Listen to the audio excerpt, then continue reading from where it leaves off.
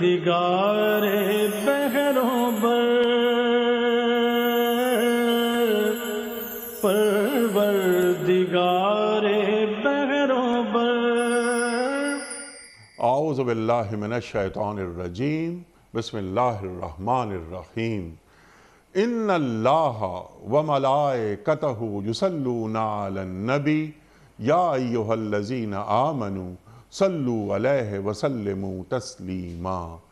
اللہم صل علی سیدنا و نبینا و شفیعنا و مولانا محمد وعلی آل محمد وبارک وسلم۔ محترم خواتین و حضرات، السلام علیکم۔ پیام صبح کے ساتھ ایک بار پھر حاضر میں ہوں آپ کا میزبان انیق احمد۔ قرآن کریم کی مختلف آیات پر آپ اور ہم جانتے ہیں کہ روزانہ گفتگو ہوتی ہے ماں سوائے جمعہ اور ہفتہ۔ جمعے کو اور ہفتے کو ہم بات کرواتے ہیں آپ کی جانب سے آئے ہوئے ان سوالات پر کہ جو اپنے کنفیوژنز کو دور کرنے کے لیے، گتھیوں کو سلجھانے کے لیے آپ روانہ فرماتے ہیں،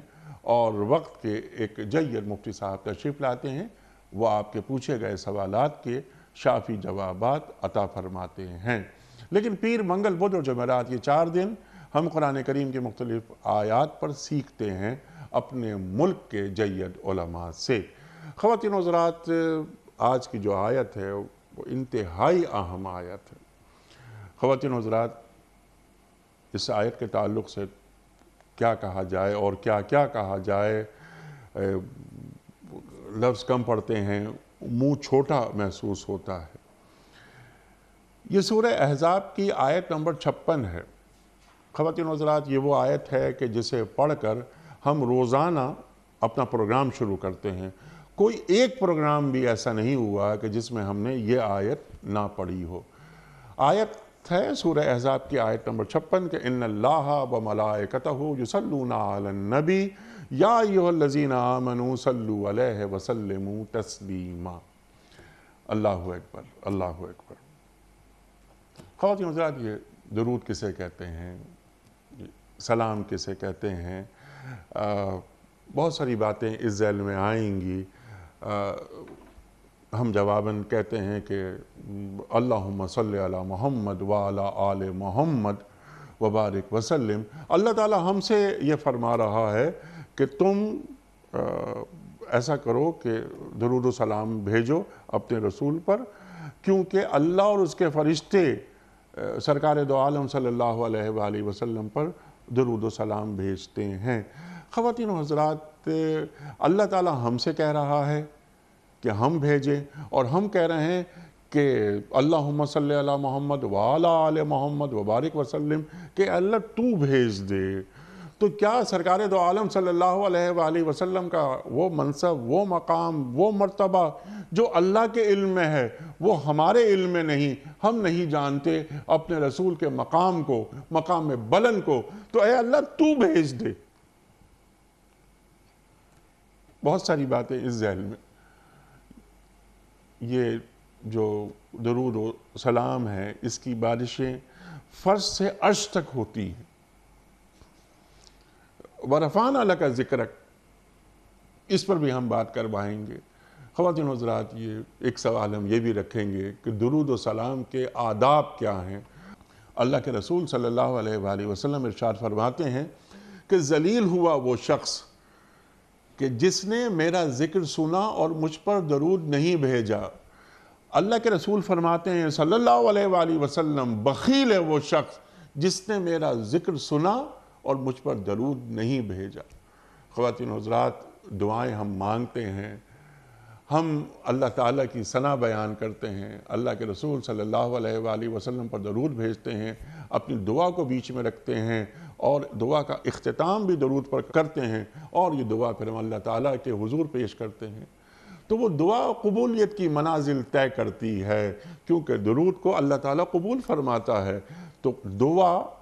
کا پہلا حصہ اللہ قبول کر رہا ہے، آخری حصے کو بھی اللہ قبول کر رہا ہے، تو پھر کیسے ممکن ہے کہ درمیانی حصہ اللہ قبول نہ کرے۔ خواتین و حضرات، بہت ساری باتیں سیکھیں گے اپنے عہد کے ایک جید عالم دین سے کہ درود کے آداب کیا ہیں، کیا معنی اور مفاہیم ہیں اس آیت کے۔ خواتین و حضرات تشریف فرما ہیں محترم ڈاکٹر حبیب الرحمان عاصم صاحب اسلام آباد میں۔ ایک جید نام ہمارے ملک کا، کون آپ سے واقف نہیں، تمام زندگی کتاب اور قلم کی مزدوری میں، علم کے فروغ میں گزر گئی اور گزر رہی ہے۔ کئی یونیورسٹیز میں آپ نے پڑھایا، اب بھی پڑھا رہے ہیں اور بس تعلیم کی شمع روشن کر رہے ہیں۔ آغاز کرتے ہیں اللہ تعالیٰ کے بابرکت نام سے، سورہ احزاب اور آیت نمبر 56 اعوذ باللہ من الشیطان الرجیم بسم اللہ الرحمن الرحیم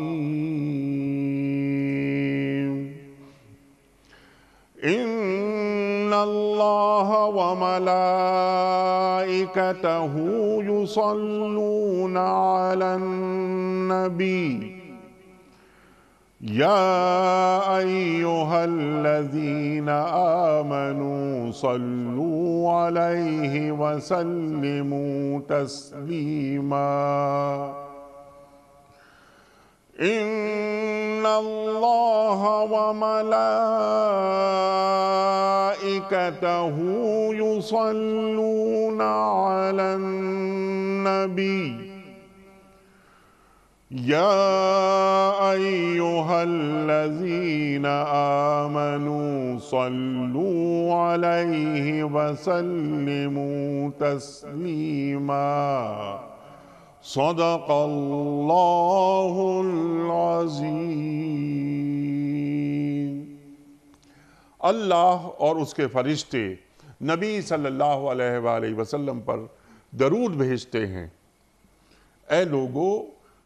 جو ایمان لائے ہو تم بھی ان پر درود و سلام بھیجو۔ صدق اللہ العظیم۔ محترم خواتین و حضرات، ڈاکٹر حبیب الرحمان عاصم صاحب کی خدمت میں اس سے پہلے کہ ہم رکھیں آج کے پروگرام کے حوالے سے پہلا سوال اور سیکھیں ان سے، بہت سارے سوالات ان کی خدمت پہ رکھیں گے۔ اس سے قبل کل کے پوچھے گئے سوال کا درست جواب اور آج کا سوال۔ کل کا سوال یہ تھا کہ غزوہ احد میں سرکار دو عالم صلی اللہ علیہ وآلہ وسلم نے کتنے تیر اندازوں کو پہاڑی کا دفاع کرنے کے لیے تعینات کیا تھا؟ درست جواب 50 کو۔ آج کا سوال نوٹ فرما لیجئے۔ حضرت مصعب بن عمیر رضی اللہ تعالی عنہ کی شہادت کس غزوے میں ہوئی؟ غزوہ بدر میں، غزوہ احد میں یا غزوہ تبوک میں؟ جو درست جواب آپ سمجھتے ہوں روانہ فرمائیے۔ ہمارے فون نمبرز ہیں 0092213452709۔ ہمارا دوسرا فون نمبر ہے 009221343000980۔ ہمارا ای میل ایڈریس ps@duniatv.tv، ہمارا SMS کا نمبر 3031 اور ہمارا واٹس ایپ کا نمبر ہے 009232182509194۔ حضرت ڈاکٹر صاحب ارشاد فرمائیے، بڑی اہم آیت ہے یہ، اور اس پر جتنا غور کیا جائے بس پرت کھلتے چلے جاتے ہیں، بڑی تہداریاں۔ ارشاد فرمائیے کہ اللہ کیا فرما رہا ہے۔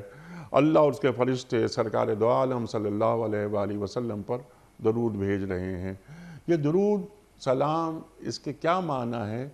درود کی حقیقت کیا ہے ڈاکٹر صاحب؟ ارشاد۔ بسم اللہ الرحمن الرحیم۔ انیق بھائی، بہت کثرت سے پڑھی جانے والی یہ آیت اور ہماری روزمرہ کی عبادات کا ایک حصہ، لیکن جس طرح اللہ رب العزت کا نام اس کائنات میں کروڑ ہا کروڑ قسم کے رازوں سے بھرا ہوا ہے، اور اس کی صفات اور اس کی قدرتیں وہ انسان کے علم کے بس میں آنا ممکن ہی نہیں ہے، اور اس کے انتہائی مختصر اور چھوٹے سے حصے کے بارے میں جو کچھ جانتا ہے، اللہ تعالیٰ اسے عظمتوں سے نوازتا ہے، اسے اپنے پسندیدہ لوگوں میں شامل کر لیتا ہے۔ تو جس طرح اللہ تعالیٰ اپنے نام کے اعتبار سے، اپنی صفات کے اعتبار سے، اپنی قدرتوں کے اعتبار سے ایک بہت بڑا عالم ہے کہ جس کا کوئی حد اور حساب نہیں، جس کا کوئی کنار نہیں، بالکل اسی طریقے سے جس ہستی کو اللہ نے اپنا محبوب بنایا ہے، ان کے بارے میں بھی اسی طرح کا تصور ذہن میں آتا ہے کہ جس ہستی نے جس ہستی کو بلند کیا، اگر اس ہستی کو بلند کرنے والے کے بارے میں ہم یہ تاثر رکھتے ہیں تو یقیناً جس طرح اس نے بلند کیا ہوگا اس کے بارے میں ہم کیا بیان کر سکتے ہیں اور کیا خیال کر سکتے ہیں۔ اللہ رب العزت کے اس فرمان کو آپ نے اپنی گفتگو کا حصہ بنایا، وَرَفَعْنَا لَكَ ذِكْرَكَ، کہ ہم نے آپ کے ذکر کو بلند کر دیا ہے۔ تو جو بلند کرنے والا جتنا بلند ہے وہ اپنی قدرت کے مطابق اسے اور کتنا بلند کرتا ہے یہ وہی جانتا ہے اور وہی جان سکتا ہے، نہ کوئی اس کو جان سکتا ہے نہ اس کے قریب پہنچ سکتا ہے۔ لیکن ہمیں اس آیت میں باقاعدہ ایک حکم دیا گیا ہے، یہ حکم محبت کے لیے بھی ہے، عبادت کے لیے بھی ہے، دنیا اور آخرت میں کامیابی کے لیے بھی ہے، مشکلات کو دور کرنے کے لیے بھی ہے، دعاؤں کی قبولیت کے لیے بھی ہے، اور عبادت کے اختیار کرنے میں ایک بنیادی حیثیت بھی اس کو حاصل ہے۔ اس لیے یہ تمام چیزیں اس ایک آیت میں شامل ہیں۔ اللہ رب العزت اگر خود کسی ہستی کے بارے میں یہ ارشاد فرما رہے ہیں کہ اللہ اور پھر اپنے ساتھ اپنے فرشتوں کو شامل کرتے ہوئے یہ فرماتے ہیں کہ وہ جناب رسول اللہ صلی اللہ علیہ وسلم پر درود بھیجتے ہیں۔ اچھا، درود بھیجتے ہیں یا درود بھیجتے رہتے ہیں؟ جب ہم اس فعل کو استعمال کرتے ہیں یعنی جملے میں تو اس میں اصل معنی تو بھیجتے رہتے ہیں، لیکن بعض اوقات بھیجتے ہیں کا مطلب بھی اسی معنی کو واضح کر رہا ہوتا ہے، اور یہ زبان کے اندر اس بات کی گنجائش موجود ہوتی ہے کہ کس سیاق و سباق میں کس انداز میں اس بات کو آگے پہنچایا جا رہا ہے۔ لیکن اگر کوئی شخص اس کو اس انداز میں بیان کرتا ہے کہ وہ بھیجتے رہتے ہیں تو بات زیادہ کھل جاتی ہے اور واضح ہو جاتی ہے، اور ہر قسم کے شک سے انسان بالاتر ہو جاتا ہے۔ تو اس اعتبار سے جب ہم یہ کہتے ہیں کہ اللہ اور اس کے فرشتے جو ہیں وہ جناب رسول اللہ صلی اللہ علیہ وسلم پر درود بھیجتے ہیں اور بھیجتے رہتے ہیں، تو حقیقت میں اللہ تعالیٰ جب سے قائم ہے اور جب تک قائم رہے گا، اور اس نے ہمیشہ قائم رہنا ہے اور اس کے بارے میں کوئی شک و شبہ ہی نہیں ہے۔ تو اللہ تعالیٰ جو اپنی صفات میں کسی چیز کو شامل کرتا ہے تو اس کے بارے میں جو ہمارے دائرہ علم میں ہے، جو ہمارے دائرہ اختیار میں ہے، اس کے اندر رہتے ہوئے کچھ سوچنا اور کچھ سمجھنا، بس اسی پر اکتفا کرنا چاہیے۔ باقی کو بس اسی صورت میں ایمان کا حصہ بنا لیا جائے کہ اللہ تیرے بارے میں ہم اس کے سوا کچھ نہیں جانتے کہ تو ان تمام کائناتوں کو بنانے اور چلانے والا ہے، تیری عظمتوں کی کوئی قدر نہیں کی جا سکتی، نہ اس کا اندازہ لگایا جا سکتا ہے۔ اور بالکل اسی طریقے سے جناب رسول اللہ صلی اللہ علیہ وسلم کو کہ جسے اللہ نے رحمت عالمین بنایا، جسے اپنا حبیب بنایا، ان کے بارے میں بھی ہم اسی طرح کی کوئی بات کہیں کہ اللہ ہم تیرے محبوب کے بارے میں بھی ہم نہیں جانتے کہ تو نے انہیں کون کون سے مرتبے عطا کیے، کتنا زیادہ اور کس پر مختلف عالموں کا علم انہیں عطا کیا، کون کون سی رحمتوں سے نوازا، یہ سب تو ہی جانتا ہے۔ لیکن تو نے جب کہا ہے کہ میں نے انہیں عالمین کے لیے رحمت بنایا،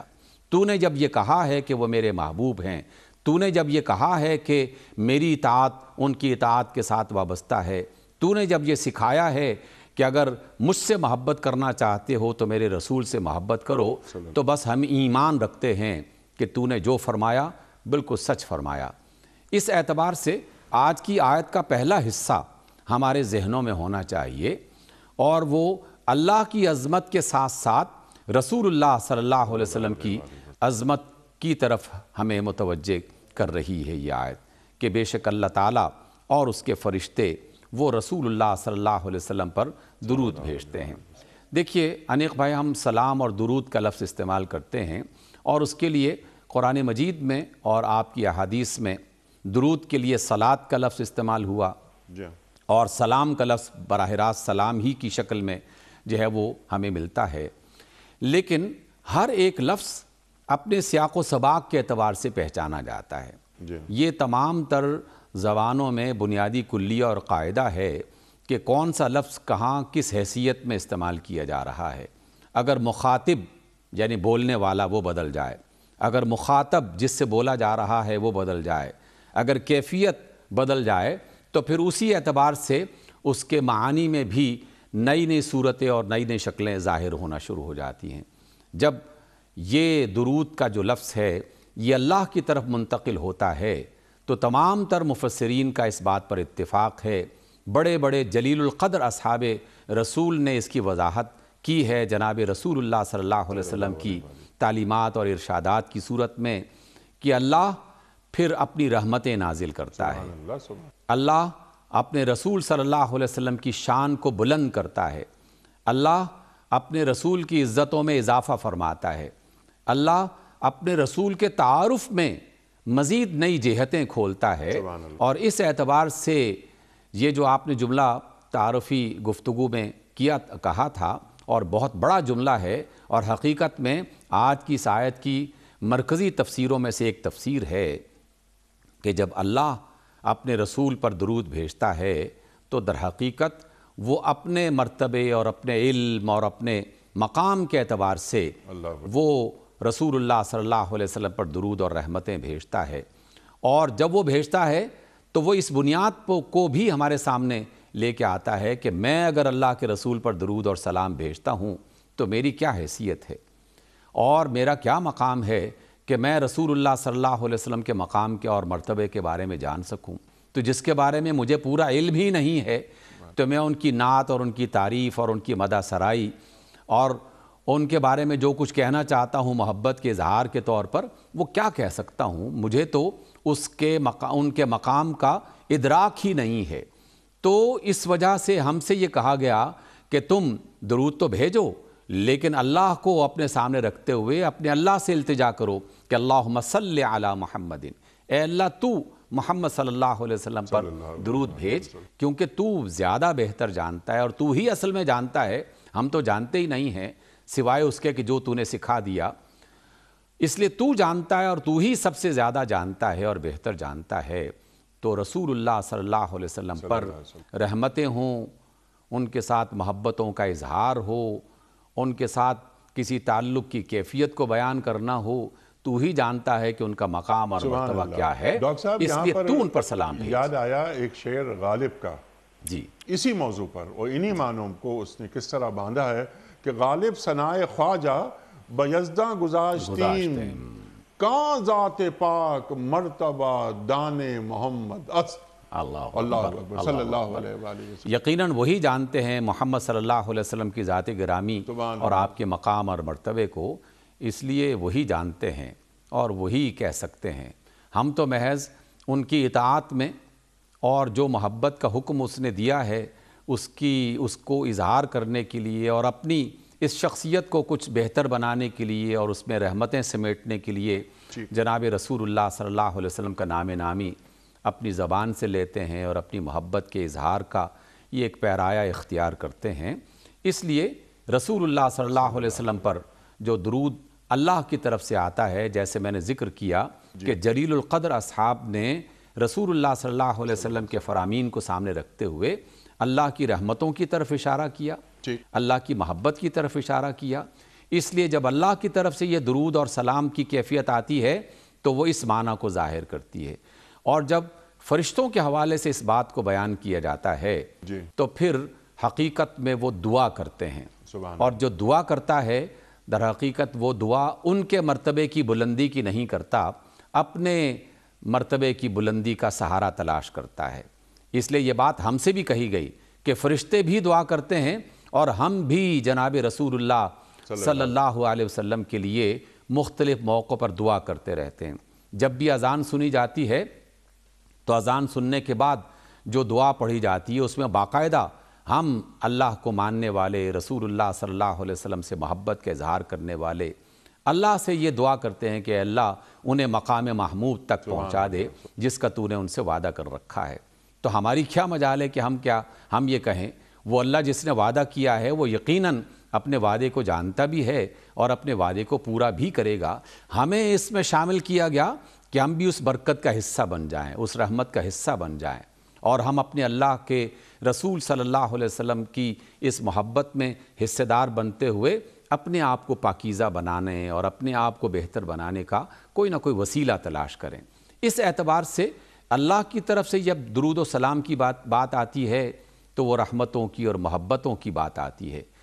اور فرشتوں کی طرف سے جب درود و سلام کی بات آتی ہے تو وہ دعاؤں کی بات آتی ہے، اور جب ہم سے یہ حکم دیا گیا، ہمیں یہ کہا گیا ہے، تو ہمارے اس عمل میں دونوں چیزیں شامل ہو جاتی ہیں، ایک محبت کا اظہار، عقیدت اور احترام کا اظہار، اور دوسرا یہ عبادت کا حصہ بنا دیا گیا ہے۔ جس طرح کہا کہ نماز پڑھو، اور اس کے لیے اقیم الصلاۃ کا لفظ ہے، امر کا، حکم کا، تعلیم کا، تلقین کا اس میں پہلو ملتا ہے۔ بالکل یہاں پر بھی، یہاں ہم ایمان والوں سے یہ کہا گیا کہ یا ایھا الذین آمنوا صلوا علیہ وسلموا تسلیما، ہم اسے عبادت کا حصہ سمجھتے ہیں، اور اس کے ساتھ ساتھ وہ تمام اشارے جو آپ نے بالکل ابتدائی گفتگو میں ارشاد فرمائے ہیں، وہ یقیناً اس کو دہرایا جانا لازمی ہے، اور آپ صلی اللہ علیہ وسلم کے ان فرامین کو بنیاد بنایا جائے گا کہ جو آپ نے اپنے اصحاب کو سکھائے، اور آپ ان کے ذریعے سے ہم تک وہ بات پہنچی، اور ہمارے ذریعے سے یہ آئندہ نسلوں تک یہ سلسلہ پہنچتا رہے گا۔ جب کسی صحابی نے آپ صلی اللہ علیہ وسلم سے یہ پوچھا کہ یا رسول اللہ، میں آپ پر درود اور سلام بھیجتا ہوں، تو اسے اپنی دعا کا کتنا حصہ بناؤں؟ آدھا حصہ، آدھے سے زیادہ حصہ؟ اور مختلف مراحل کا جب ذکر کیا تو رسول اللہ صلی اللہ علیہ وسلم نے باقاعدہ تعلیم دی کہ سارا کا سارا حصہ ہی اگر درود اور سلام کے حوالے سے اختیار کر لیا جائے تو تب بھی یہ مناسب ہے،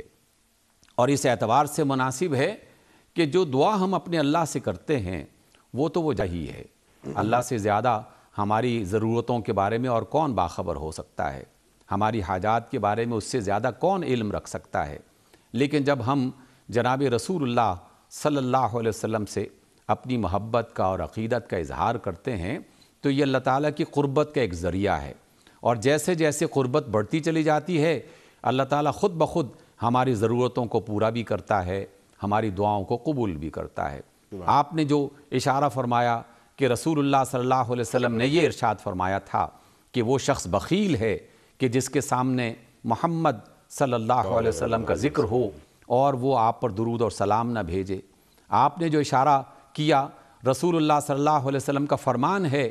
کہ جناب جبریل باقاعدہ آ کر یہ تلقین فرماتے ہیں اور یہ اطلاع دیتے ہیں کہ خواب و خاسر ہوا، ذلیل و خوار ہوا وہ شخص کہ جس نے آپ صلی اللہ علیہ وسلم کا نام نامی سنا اور آپ پر درود و سلام نہ بھیجا، جس پر آپ صلی اللہ علیہ وسلم نے خود آمین کہا۔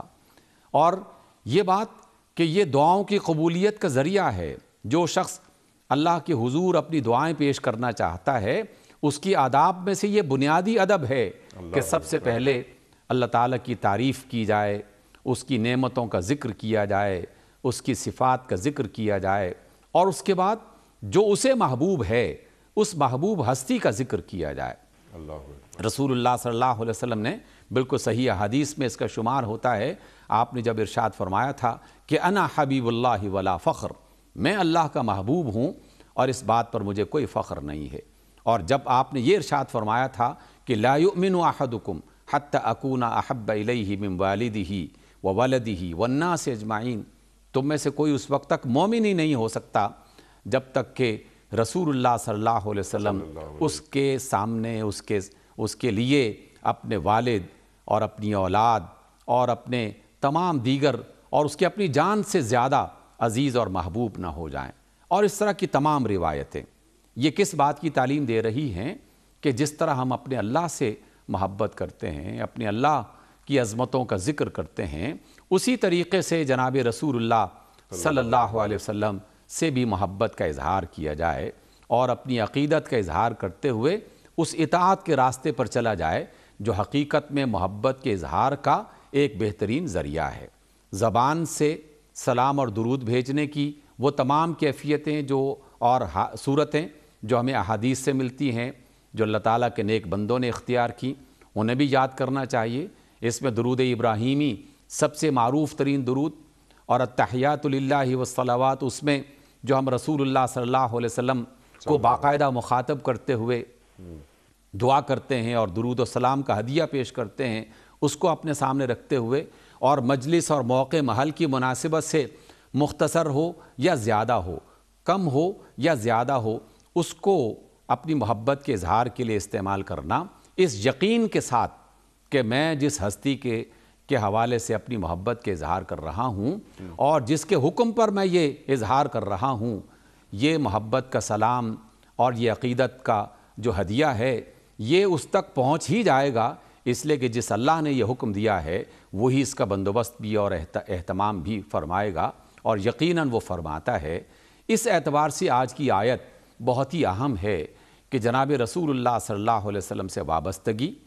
اور آپ کے ساتھ محبت کے اظہار کے لیے اگر آدمی روز و شب میں اس کو اپنی عادت بنا لے اور اپنی زبان کو اس کے لیے ہمیشہ جو وہ تر رکھے، تو یقیناً اللہ تعالیٰ کی محبت اور اللہ تعالیٰ کی طرف سے رحمتوں کا نزول بھی ہوتا ہے اور اس کے کام آسان ہو جاتے ہیں۔ یہ اللہ اور اس کے رسول صلی اللہ علیہ وسلم کی طرف سے حکم ہے۔ سبحان اللہ، سبحان اللہ۔ اور ڈاکٹر صاحب یہ تو وہ عمل ہے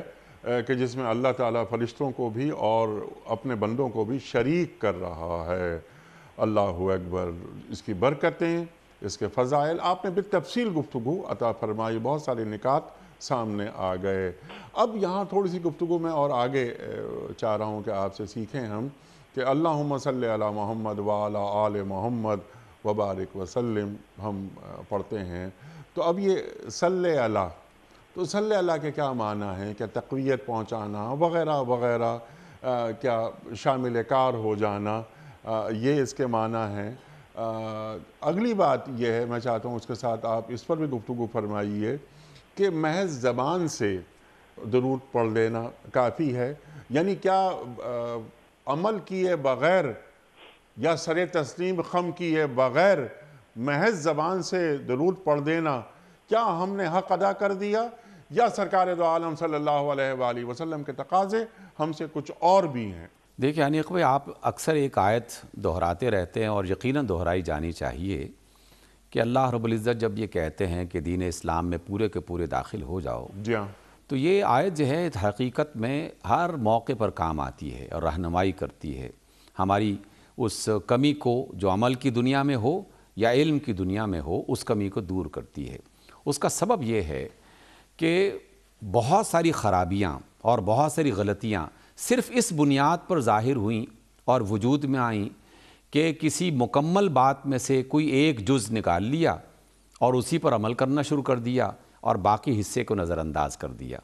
جیسے ہی کسی قوم نے، کسی فرد نے یہ رویہ اختیار کیا ہے، اس نے اپنا خسارہ کیا، اپنا نقصان اٹھایا۔ اس اعتبار سے یہ ممکن ہی نہیں ہے کہ کسی مومن سے یہ کہا جائے کہ تم اللہ کے رسول صلی اللہ علیہ وسلم پر درود و سلام بھیجو، اور اس سے اس بات کا تقاضا نہ کیا جائے کہ وہ اپنے عمل کے ذریعے سے، اپنی عادات کے ذریعے سے، اپنے برتاؤ کے ذریعے سے، اپنے اخلاق کے ذریعے سے رسول اللہ صلی اللہ علیہ وسلم کی اطاعت نہ کر رہا ہو، آپ کی سنتوں کا احترام نہ کر رہا ہو، آپ کے بتائے ہوئے حکم کی تعمیل نہ کر رہا ہو، آپ کے بتائے ہوئے راستے پر چلنے کی کوشش نہ کر رہا ہو۔ یعنی عمل کی دنیا میں اگر وہ بیکار اور ناکارہ ہے اور وہ یہ سمجھ بیٹھا ہے کہ میں نے محض 100 مرتبہ، 1000 مرتبہ یا کچھ مرتبہ آپ صلی اللہ علیہ وسلم پر درود و سلام بھیج دیا ہے تو میرا کام مکمل ہو گیا، تو یہ تو یقیناً اپنے ساتھ بھی زیادتی ہے اور اللہ اور اس کے رسول صلی اللہ علیہ وسلم کے ساتھ بھی ایک طرح کا مذاق ہے۔ اس لیے کہ اللہ اور اس کے رسول ہمارے قول اور ہمارے عمل دونوں میں رسول اللہ صلی اللہ علیہ وسلم سے محبت کا وہ منظر دیکھنا چاہتے ہیں اور اس کا حکم ہمیں دیا جا رہا ہے۔ ایسے آدمی کو منافقانہ رویے پر چلنے والا کہا جا سکتا ہے جس کے دل میں رسول نہ ہو اور محض زبان پر کسی وجہ سے رسول موجود ہو۔ لیکن ہمیں چلیں ایک خاص پہلو اختیار کرتے ہوئے یہ بات کہہ دینی چاہیے کہ جس کی زبان پر رسول کا نام آ گیا اس کے لیے دعا کریں کہ اللہ یہ نام جو ہے اس کے دل میں بھی داخل ہو جائے، یہ نام اس کے عمل میں بھی ظاہر ہونا شروع ہو جائے، اور وہ رسول اللہ صلی اللہ علیہ وسلم کی سیرت سے اور آپ کی سنتوں سے اور آپ کی باتوں سے بھی واقف ہونا شروع ہو جائے۔ نہ صرف واقف ہونا شروع ہو جائے بلکہ جب کبھی موقع آئے تو پھر پتہ بھی چلے کہ ہاں اسے رسول اللہ صلی اللہ علیہ وسلم کی ان تعلیمات کا پتہ ہے اس کی خبر ہے جس کی وجہ سے وہ یہ کام نہیں کر رہا، اور اسے اپنے رسول سے محبت ہے، اور رسول سے محبت صلی اللہ علیہ وسلم۔ ڈاکٹر صاحب جیسے آپ نے فرمایا، سوری آپ کی بات کٹی، لیکن میں یعنی کٹتی بھی ہے اور بڑھتی بھی ہے آپ کی بات، تاکہ اس پہ اور وضاحت سے آپ ہمیں بتا دیجئے۔ آپ نے بھی فرمایا کہ جب اللہ سرکار دو عالم صلی اللہ علیہ وآلہ وسلم پر درود بھیجتا ہے، اس عمل میں شریک ہوتا ہے، تو وہ رحمت کی بات ہوتی ہے، وہ برکتوں کی بات ہوتی ہے۔ تو جس طرح اللہ بھیج رہا ہے رحمتیں اور برکتیں، سرکار دو عالم صلی اللہ علیہ وآلہ وسلم سے محبت کرنے والی یہ امت جب درود بھیجتی ہے، نبی کے راستے پر چل کر اللہ کی رحمتیں اور برکتیں اور فرشتوں کی تائید یہ سب حاصل کرنے کی مستحق نہیں ہو جاتی؟ یقیناً مستحق ہو جاتی ہے، اس میں کوئی شک ہی نہیں ہے، یہ ایمان کا حصہ ہے۔ لیکن جیسے آپ نے ارشاد فرمایا کہ اس میں عمل کی دنیا شامل ہو اور زبان اور قول کا اقرار جو ہے وہ بھی شامل ہو، دونوں چیزیں اکٹھی ہوں گی تو تب اللہ تعالیٰ کی سنت کارگر ہوتی ہے۔ انیق بھائی، بات سمجھانے کے لیے صرف یہ ایک پیرائے اختیار کرنا چاہتا ہوں۔ آج کل ایک خاص وقت ہو گیا، بہت سے علاقوں میں بارش نہیں ہوئی، اور اکثر ہم دعائیں کرتے ہیں تو دعاؤں میں یہ کہا جاتا ہے کہ دعا کریں اللہ تعالیٰ بارش بھیج دے۔ یقیناً دعا کرنی چاہیے، اللہ تعالیٰ کا حکم ہے، رسول اللہ کی تعلیم ہے، آپ کی سنت ہے، لیکن اللہ رب العزت نے ایک اور سنت بھی تو سکھائی ہے کہ بارش کو لانے کے لیے کچھ اسباب اس نے بنائے تھے۔ اگر وہ اسباب ہم کاٹنا شروع کر دیں، خراب کرنا شروع کر دیں اور محض دعاؤں پر انحصار کریں تو یقیناً یہ نظام فطرت اور نظام قدرت کی خلاف ورزی ہوگی، اللہ تعالیٰ کے حکم کی خلاف ورزی ہوگی۔ تو اس موقع پر وہ دعا اس وجہ سے کام نہیں کرے گی کہ اس کا ایک حصہ تو آپ نے اختیار کیا لیکن دوسرا حصہ آپ نے خراب کر دیا۔ جنگلات اگر کاٹے، سنت اللہ تبدیلا، ہاں، اللہ تعالیٰ کی سنت، اللہ تعالیٰ کا طریقہ، اور اس سے مراد ہے اللہ تعالیٰ کا بنایا ہوا نظام۔ اللہ تعالیٰ کا بنایا ہوا نظام اگر ہم خراب کریں گے اور اس کے صرف ایک جز کو اختیار کرنے کے بعد یہ توقع رکھیں کہ حالات سارے کے سارے درست ہو جائیں، تو دنیا کی زندگی میں اللہ تعالیٰ کی یہ سنت نہیں ہے۔ اس لیے امت کو برکتیں ملیں گی، اللہ تعالیٰ کی طرف سے رحمتیں ملیں گی، بشرطے کہ وہ رسول اللہ صلی اللہ علیہ وسلم کی ان تعلیمات پر عمل کرے اور اسے اپنی ذات کا، اپنے کردار کا حصہ بنائے، پھر اس کے بعد اپنی محبت کا اظہار اپنی زبان سے بھی کرے، تو پھر اللہ تعالیٰ کی رحمتیں یقیناً آئیں گی۔ لیکن اگر پہلے حصے پر عمل نہیں ہو رہا اور کوئی شخص محض اپنی زبان سے کچھ کلمات کے اظہار کے بعد مطمئن ہو جائے اور یہ تصور کرنے لگے کہ اب سارے دلدر دور ہو جائیں گے، سارے معاملات سلجھ جائیں گے، تو اللہ تعالیٰ کی یہ سنت نہیں ہے۔ سامعین گرامی اور دیکھنے والے جتنے بھی لوگ ہیں، ان تک یہ پیغام آپ کے توسط سے ضرور پہنچنا چاہیے کہ اللہ رب العزت ہمارے قول اور ہمارے عمل، ہمارے کردار اور ہماری بات دونوں کو دیکھتا ہے، اور نتائج ان دونوں کی بنیاد پر آگے بڑھتے ہیں۔ زبان سے محبت کا اظہار کیا جائے اور عمل اس کی گواہی دے، کردار اس کی گواہی دے کہ ہاں یہ واقعی ایسا شخص ہے جو رسول اللہ صلی اللہ علیہ وسلم سے محبت کرتا ہے۔ عجیب بات ہے انیق بھائی کہ ہم اپنے گھر کی زندگی میں، اپنے عام روزمرہ کے معاملات میں یہ اصول اپناتے ہیں، اور جہاں کہیں خلاف ورزی ہو فوراً اسے تنقید کا نشانہ بنایا جاتا ہے۔ اگر کوئی شخص کسی سے اپنی محبت کا اظہار کرے اور اپنے عمل سے اسے نقصان پہنچانے کی، اس کی عزت کو خراب کرنے کی کوشش کرے، تو ہم فوراً تانا دیتے ہیں کہ یہ اپنے الفاظ اپنے پاس رکھو، تم نے میرے ساتھ فلاں موقع پر یہ کیا، فلاں موقع پر یہ کیا، میری کوئی بات مانتے نہیں اور اپنی زبان سے محبت کا اظہار کرتے ہو، ہم تمہاری محبت کے اس اظہار کو نہیں مانتے۔ ہم عام دنیا میں تو اس کو اختیار کرتے ہیں، لیکن جب اللہ اور اس کے رسول کی بات آئے تو اس پر ہم یہ کافی سمجھتے ہیں کہ میں نے زبان سے اتنی مرتبہ یہ کہہ دیا، اتنی تسبیح پڑھ لی، اتنے ہزار مرتبہ یہ کلمہ میں نے دہرا دیا۔ تمام سامعین اور ناظرین کو جان لینا چاہیے کہ ہم یہ بات صرف اس وجہ سے کہہ رہے ہیں کہ آپ صلی اللہ علیہ وسلم کے حوالے سے درود و سلام جس نے ایک بار پڑھا، اللہ رب العزت اس پر 10 بار درود و سلام بھیجتے ہیں۔ یہ رسول اللہ کا فرمان ہے اور اس پر ہمارا ایمان ہے، یقیناً اس میں کوئی شک و شبہ نہیں ہے۔ اور جس نے 100 مرتبہ پڑھا، اللہ تعالیٰ کی طرف سے اسے 10 گنا زیادہ اجر ملتا ہے، محبتوں کا اظہار ملتا ہے۔ لیکن کام مکمل تبھی ہوتا ہے کہ جب ہم آقا رحمت علیہ الصلوۃ والسلام جس مقصد کے لیے تشریف لائے تھے اس مقصد کو جانیں، اس مقصد کے مطابق اپنی زندگی بسر کرنے کی کوشش کریں۔ جس شخص کی زندگی میں دیانت اور امانت نہیں، جس شخص کی زندگی میں خلق خدا سے محبت نہیں، جس شخص کی زندگی میں لوگوں میں خیر بانٹنے کا جذبہ نہیں، وہ رسول اللہ صلی اللہ علیہ وسلم سے محبت کا اظہار کس منہ سے کرے گا؟ اس لیے ہمیں یقیناً آپ صلی اللہ علیہ وسلم سے محبت کا اظہار کرنا چاہیے۔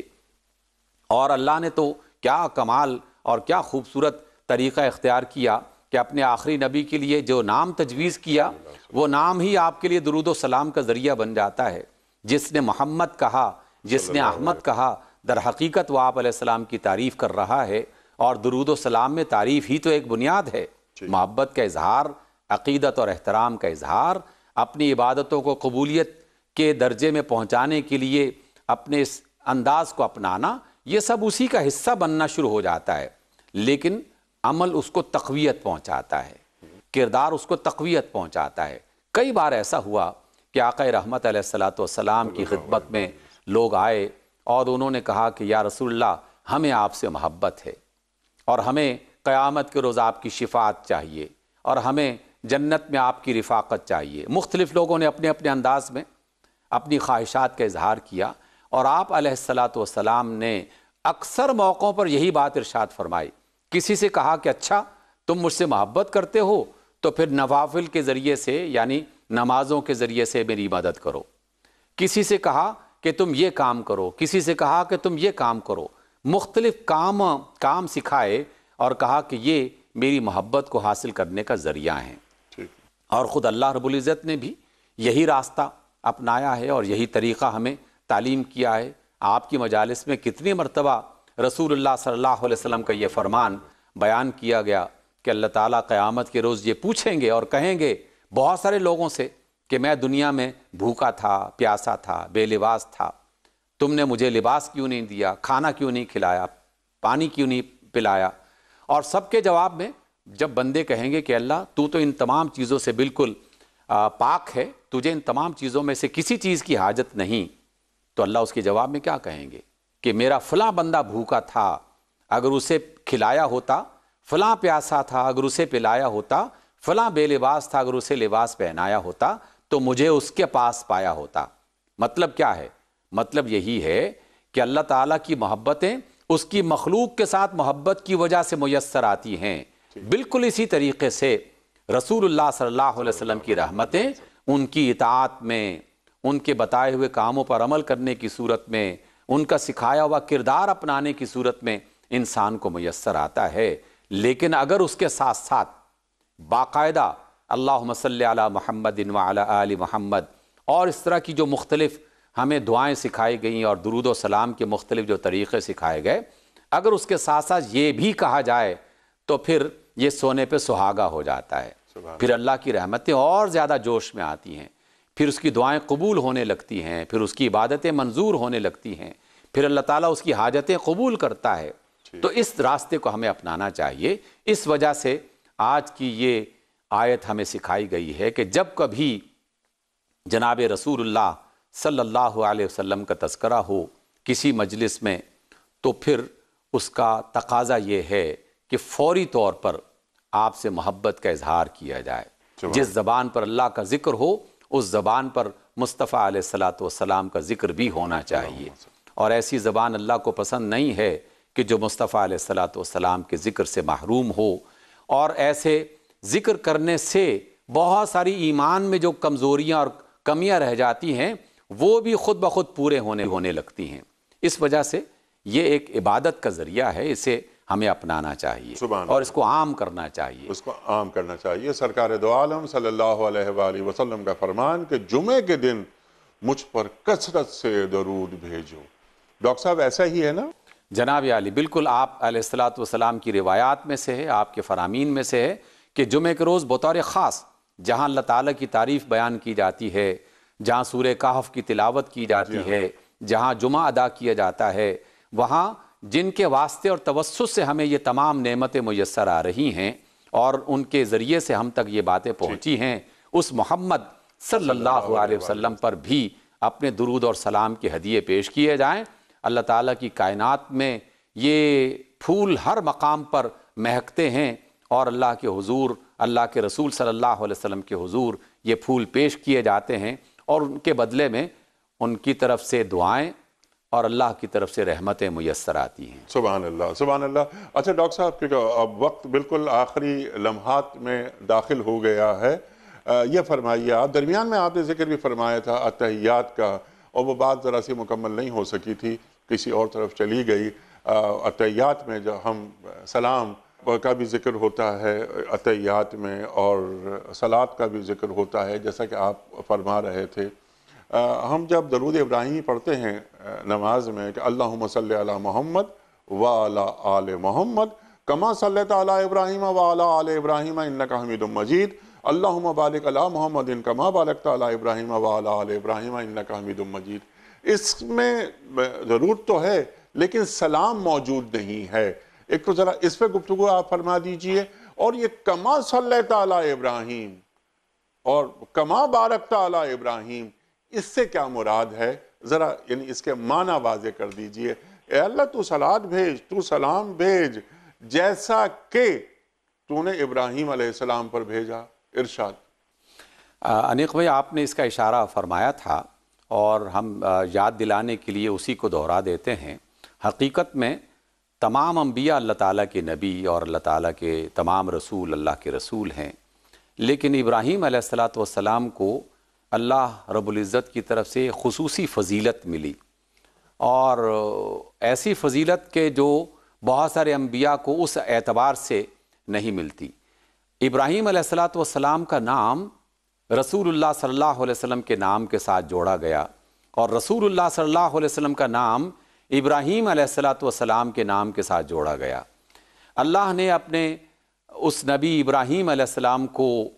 ان کے دین کے اعتبار سے، ان پر ایمان لانے والوں کی تعداد کے اعتبار سے، اور ان پر اپنی عنایات کے اعتبار سے دیگر انبیاء کے مقابلے میں بے تحاشا رحمتیں فرمائی ہیں، اور بے شمار انعامات سے انہیں نوازا ہے۔ تو ہم رسول اللہ صلی اللہ علیہ وسلم سے، یعنی محمد صلی اللہ علیہ وسلم سے اپنی محبت کا اظہار کرتے ہوئے یہ ذکر کرتے ہیں کہ اللہ، ابراہیم علیہ السلام تیرے بڑے محبوب نبی اور رسول تھے، تو نے انہیں بڑی نوازشوں سے اور بڑی رحمتوں سے نوازا تھا،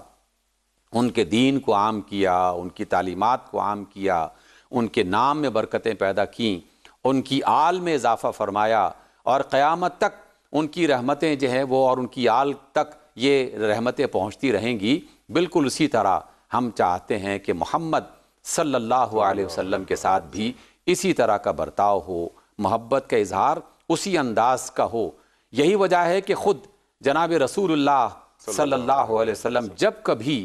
ابراہیم علیہ السلام کا تذکرہ فرماتے تو یہ فرمایا کرتے تھے بطور خاص کہ ھذا ما قالہ ابونا ابراہیم، یہ وہ بات ہے کہ جو ہمارے باپ ابراہیم علیہ السلام نے فرمائی تھی، یہ وہ بات ہے جو ہمارے باپ ابراہیم علیہ السلام کی سنت ہے۔ گویا کہ وہ جد امجد جو رسول اللہ صلی اللہ علیہ وسلم کے نسب کے اعتبار سے ایک جد امجد، ایک بڑے بزرگ کی حیثیت رکھتے ہیں، ان کو اس میں شامل کیا گیا۔ اور آل ابراہیم میں رسول اللہ بھی شامل ہیں، اور ابراہیم علیہ السلام پر ایمان رکھنے والے اور محمد صلی اللہ علیہ وسلم پر ایمان رکھنے والے، وہ سب کے سب بھی شامل کرتے ہوئے اس نعمت کو، اس رحمت کو عام کر دیا گیا۔ گویا کہ اس جہان کو بہت زیادہ کشادہ اور وسیع کر دیا گیا ہے، جس کی طرف اشارہ کرتے ہوئے ہم اللہ تعالیٰ سے یہ دعا کرتے ہیں۔ اور حقیقت میں جب ہم درود اور سلام بھیجتے ہیں تو دونوں ہی حقیقت میں ایک ہی بات کی طرف اشارہ کر رہی ہے، اور وہ ہے اللہ تعالیٰ کی رحمتیں، اللہ تعالیٰ کی طرف سے عنایات، اللہ تعالیٰ کی طرف سے نعمتیں۔ نہ ہم رحمتوں کی وضاحت کر سکتے ہیں، نہ نعمتوں کی وضاحت کر سکتے ہیں، نہ عنایات کی وضاحت کر سکتے ہیں۔ وہ جو ہے وہی جانتا ہے، اور وہی اس کے بارے میں زیادہ خبر رکھتا ہے۔ کیا ہمارے لیے اتنا کافی نہیں ہے کہ اللہ نے ہمیں حکم دیا ہے کہ تم درود بھی بھیجو اور سلام بھی بھیجو؟ سلام اگر محبت کا اور عقیدت کا اظہار ہے تو درود جو ہے وہ ان تمام عنایات کی طرف اشارہ ہے کہ جس کا علم اللہ ہی کو ہے، اور وہی اس کا احاطہ کر سکتا ہے، وہی اس کو بیان کر سکتا ہے۔ ہم تو دعا کرتے ہیں کہ اللہ، جس طرح تو نے اپنے بندے ابراہیم پر یہ ساری رحمتیں اور عنایات نچھاور کی تھیں، اسی طرح جناب رسول اللہ صلی اللہ علیہ وسلم اور ان کی آل تک یہ نعمتیں اور یہ رحمتیں اور یہ عنایات جاری رہیں اور ہم اس کا حصہ بن جائیں۔ ٹھیک ہے، ہاں، اور ہم اس کا حصہ ہیں۔ یہاں پر آل کا لفظ آپ نے استعمال کیا، اس آل میں یعنی ابراہیم علیہ السلام کی آل میں صرف ان رحمتوں کے مستحق اس درود پاک پڑھنے کے نتیجے میں صرف اور صرف امت محمدیہ صلی اللہ علیہ وآلہ وسلم شامل ہے۔ دیکھیے، جو ابراہیم علیہ السلام پر سچا ایمان رکھتے ہیں وہ سب کے سب شامل ہیں۔ جنہوں نے اپنے ایمان میں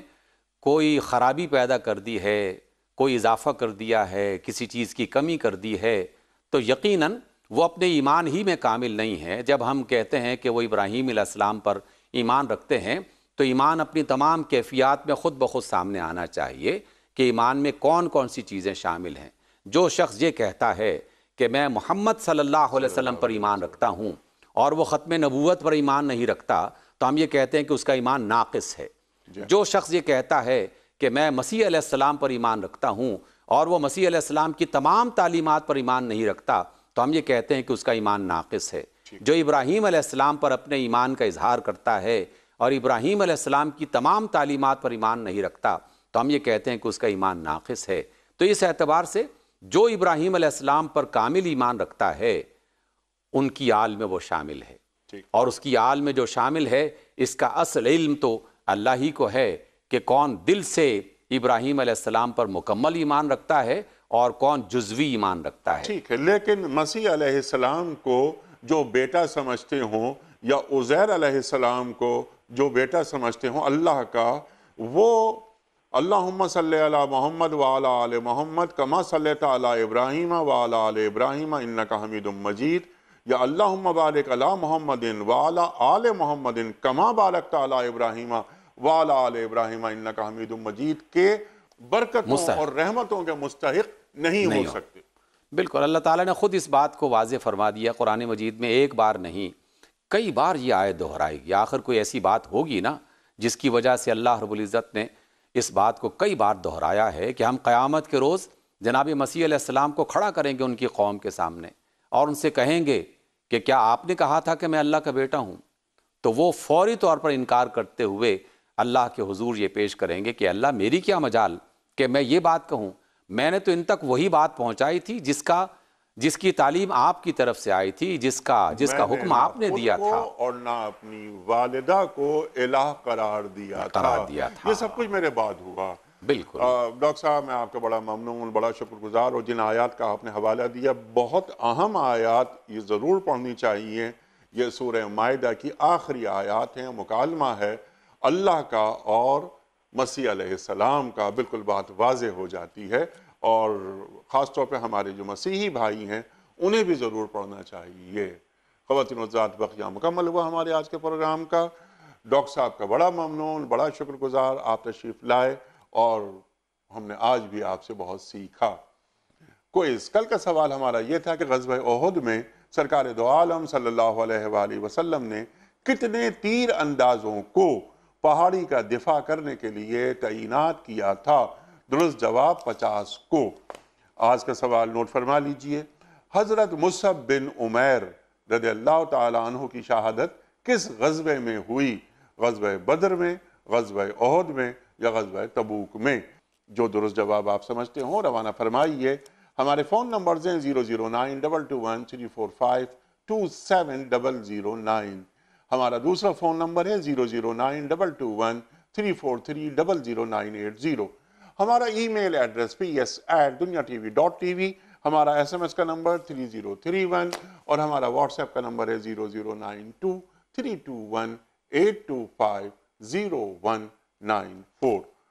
خواتین و حضرات، وقت قرآن اندازی کا کراچی میں کوئی مہمان نہیں، تو میں یہ سعادت ادا کر رہا ہوں صغیر الدین صاحب کراچی سے۔ صغیر الدین صاحب کراچی سے آپ کی خدمت میں دنیا ٹی وی کی جانب سے دینی کتب پر مشتمل گفٹ ہیمپر آپ کے گھر بذریعہ کوریئر روانہ کیا جا رہا ہے۔ آپ کو بہت بہت مبارک ہو۔ اختتام ہوتا ہے پیام صبح کا روزانہ ایک قول پر، اور وہ قول ہوتا ہے صاحب نہج البلاغ کا امیر المومنین حضرت علی مرتضیٰ کرم اللہ وجہہ کا۔ آپ فرماتے ہیں کہ جو اللہ سے ڈرتا ہے وہ اس کے عذاب سے محفوظ رہتا ہے، جو اللہ سے ڈرتا ہے وہ اس کے عذاب سے محفوظ رہتا ہے۔ اللہ اکبر۔ اپنے میزبان انیق احمد کو کل تک کے لیے اجازت دیجیے۔ خدا حافظ۔ پروردگار